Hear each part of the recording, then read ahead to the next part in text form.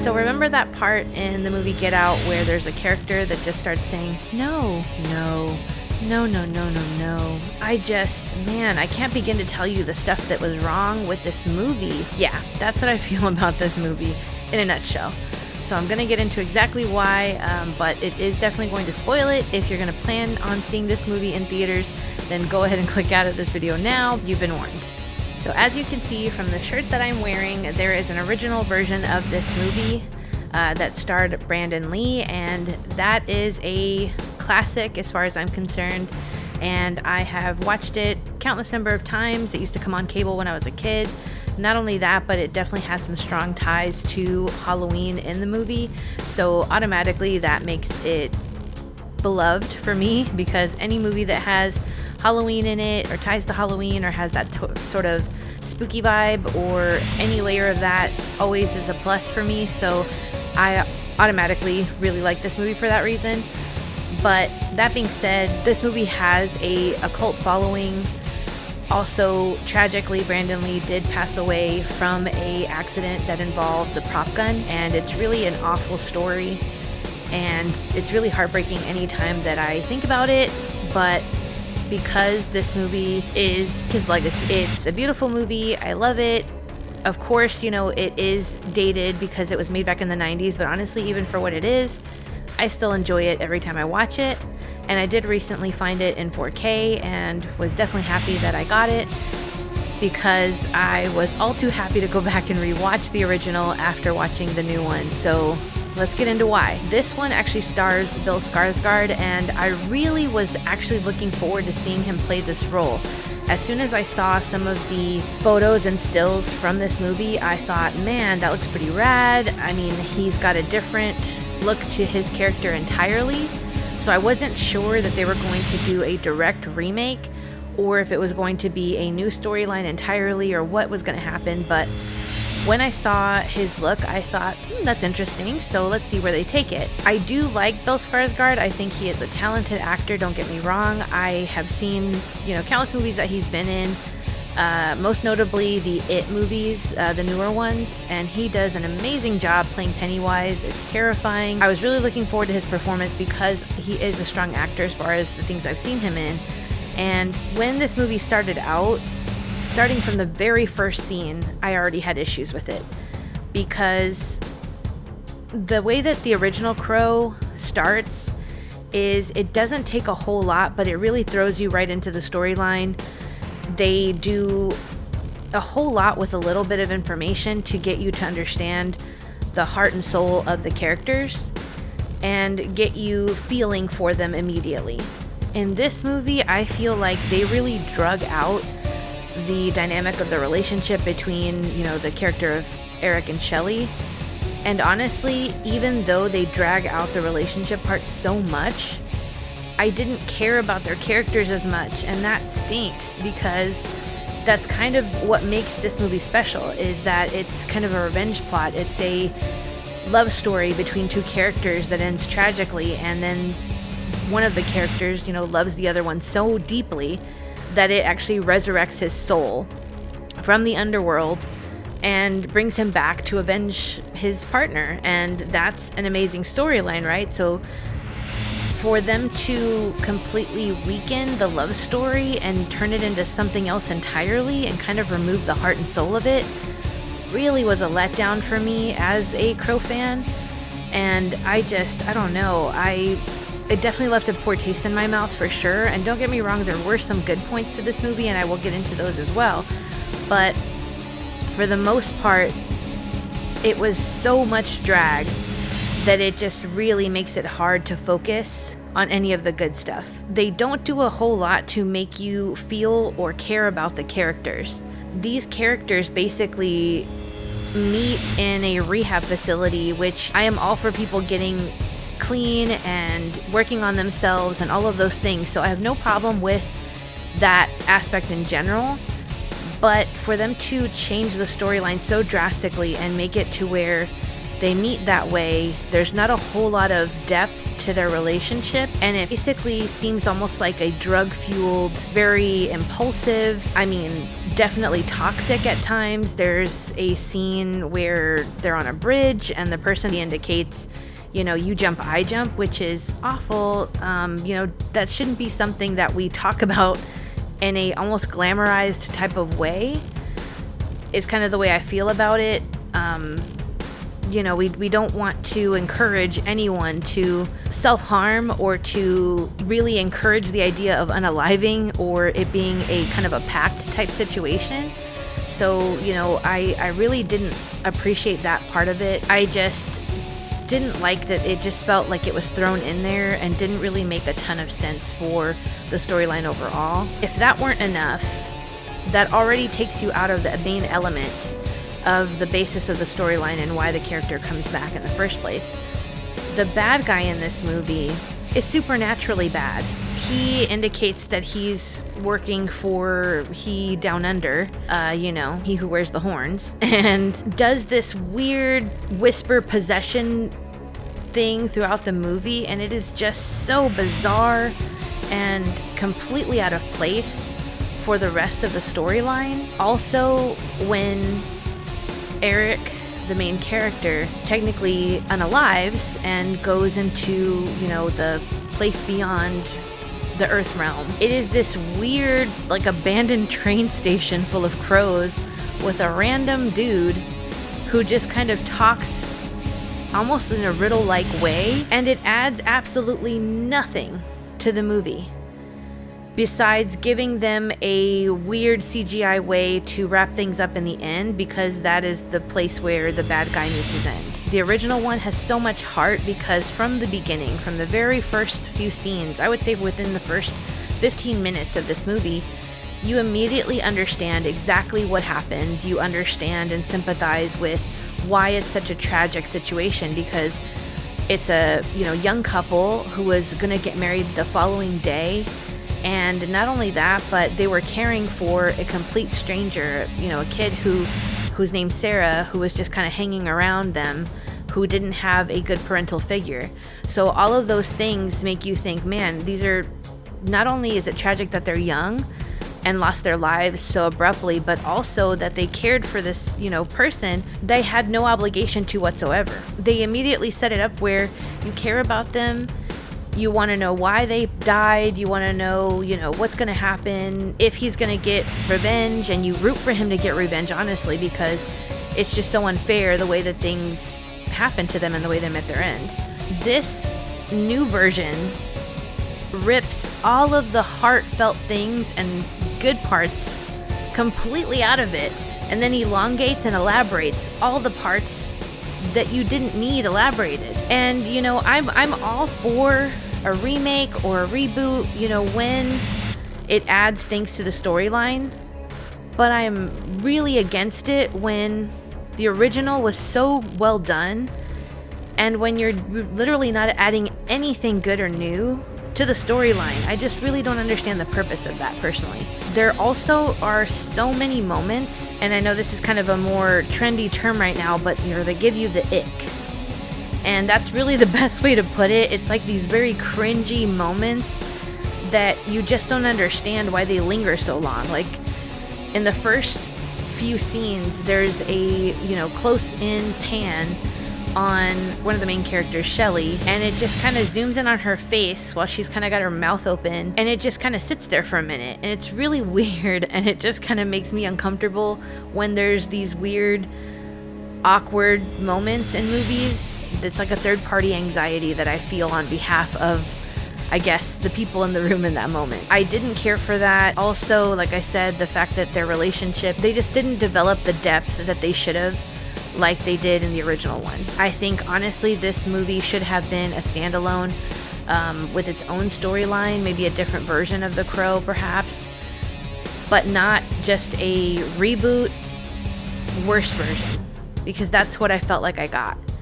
The only really good part of it was the kill scene, but 10 minutes or less worth of good shouldn't be all there is in a 2-hour movie. That's bonkers. I don't understand that at all. That's another really bad part. So the story to action ratio on this movie is totally off. It doesn't get to anything actually action-wise until at least an hour and a half into the movie, which is insane. This is supposed to be an action-packed, movie. It's supposed to be an action movie, really, honestly, with an underlying love story. And really what you get is a hollow build-up until you get to some action that happens way far into the movie. And even though the action scene, is really well done, and it's only about maybe 10 minutes worth of time, if that, it's really cool. There are a lot of really gnarly, CGI-assisted death scenes, and Bill Skarsgård as Eric coming in, with the trench coat and the look, it's effective. They parallel it with a opera that's going on in the background, because it's basically happening at an opera house. That part is really interesting and cool, so whoever came up with that idea, I love it, and I wouldn't mind seeing that in another action movie at some point. In the first one, basically, it's pretty much nonstop action, because it starts with the police being at the murder scene, and then it kind of commencing from there. And this one, it drags so bad. I would say if at some point you see it for free or, comes out on streaming, do yourself a favor and go ahead and start the movie an hour and a half in, because it just doesn't do anything for the storyline at all. You might as well just watch the preview to feel any connection for the main characters, because you'd probably get a better sense from the trailer than you would from the actual movie. I don't know how they managed to do that, but they did it, and it's just, it's not great. So I do a few tests on movies typically. Because this one bombed so bad, imagine you can pretty much tell that I'm going to tell you right off the bat, this movie failed just about all of them. The husband sleep test that I usually do is just to gauge whether my husband is engaged in the movie or not. And he didn't fall asleep, but it's really because we drank coffee and because we were in D-box seats at Cinemark, which, they rattle and roll and rumble and everything else, so they kind of keep you more engaged than the normal regular seats. If it hadn't been for that, I think we both would have been asleep. The other one that I do is the trailer test, whether or not I feel like the trailer sold me something different than what I got in theaters. Based on what I've been saying, that this one absolutely failed the trailer test. I think that, whoever was working their magic on this trailer absolutely, pardon my French, but polished a turd. The movie absolutely looks fantastic in the trailer compared to what you get. They pretty much took every good part and put it in the trailer to get you to come see it. And you're not gonna get what you feel you're presented in the trailer if that's what you're basing going to theaters on, because that's what I did, and I was absolutely, completely shocked at just how awful the movie was compared to the trailer. I already mentioned the ratio, so that's one thing I do also is gauge whether or not I felt the pacing of the movie was good, whether it was good, as far as thriller to story, or if it's a scary movie, scary to story. And this one bombed. It was absolutely way too much storyline and filler versus any actual action. The action was few and far between, just completely bungled the whole thing. In my opinion, what I would change to fix this movie or to have made it better would have been to scrap it being a remake, first of all. I would have made these entirely new characters somehow. I would have cut pretty much a good majority of the beginning of the movie and maybe had them meet at a tattoo parlor, because the guy is covered in tattoos, which that's another problematic area. The tattoos this guy has kind of look like the doodles that you see in a Freebirds burrito place. They're just all over the place. They're not really well done. There's no explanation or significance as to why he's covered in tattoos. It's just kind of there, and that's it. You have no context for that whatsoever. And he might as well have not had any tattoos, honestly, and it would have made more sense, because you don't understand where those come from. There's no storyline. Also, the haircut that they put on Bill Skarsgård, to me, rather than it being like a cool emo or grunge look, comes off as more of a guy version of the girl with the dragon tattoo, but it looks better on her. So I don't know where they were going with that look, but it didn't land. I just don't feel like it landed for the character at all. It's very odd. The entire vibe kind of some of the choices costuming wise for this character just don't feel right to me. And you may feel differently and you may love this movie. I don't know. That's the beauty of an opinion. We all have them and they are all different usually. So you may like this movie, you may think it's the best thing since sliced bread, and that's fine. I welcome you to see it. I welcome you to form your own opinion and, watch the original, see if you like that. You may hate that one and love this one. I don't know. I just know that for me, this one did not hit the mark at all. I loved the original. Even if I completely separated this movie as a standalone, if I had never seen the original and I knew nothing about it and just took this movie for what it was, I still wouldn't like it, to be honest with you. I think that it did too much to drag out something that wasn't necessary. It focused in all the wrong places, and the action was really the best part, and it's so minimal that you don't really feel like it's enough to carry the movie through. Not to mention that the ending is very anticlimactic. You have all of this slow buildup, and the ending and the climax is just very womp womp womp. It just leaves you wanting for something different. And I don't know who was in charge of all of the creative decisions made. I can't fault the actors for, following a director or following the storyline or what have you. I think, sometimes in these situations we don't know the underlying situations or how those dynamics work. So I have no idea who was responsible for how this movie was put together, who did all those things. I don't take the time to actually look into all of that or to look into any kind of hidden meanings or all the reasons why certain creative decisions were made, because I honestly think that if I can't go to a theater, see a movie for exactly what it is, and enjoy it, then what's the point? I shouldn't have to do a slew of research or dig really deep into a lot of nuances in order to understand why some decisions were made or to understand the concept. So if you're a person who likes that, if you're a person who just enjoys movies period, no matter what the context or how the storyline goes, then like I said, you may entirely love this movie. I don't know. I just know that based on what I care about in a movie, which is that the storyline makes at least a little sense, that there's a good balance of whatever the dynamics are. I want there to be some level of balance in there so that way I'm not getting an overkill on one side or the other, so that it just balances out. I care about score and music in a movie too, because I think that those things really tie in to how scenes are received, how the movie kind of feels overall. In this one, I also didn't really enjoy the theme music very much. Not the way that I do in the original Crow movie, for sure. Some songs honestly completely were oddball choices in my opinion, because I just didn't understand why that song was chosen for that moment.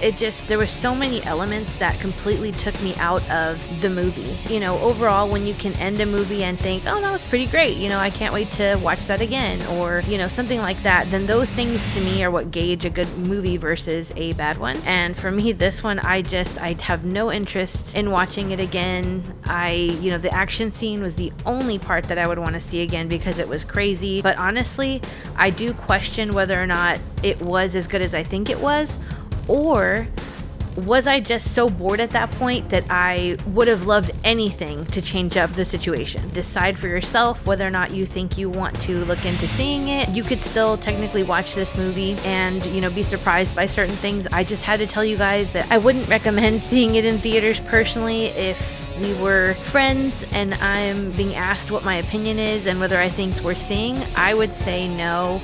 I would say wait till it comes out, for free or on streaming, because I honestly couldn't wait till it was over and wanted to get out so I could go home and watch the original. So as far as rating goes, I would probably give it a 3 out of 10, and that's only because, like I said, that fight scene was pretty cool. That's about it though. Everything else, it really wasn't for me. Are you a fan of the original Crow? And if so, are you planning to see this movie? Let me know in the comments below. If you liked this review, make sure you hit that like button and hit that subscribe button as well to support my channel. And also check out some of my other reviews here or in the description below. Thanks for watching. Bye, guys. Oh,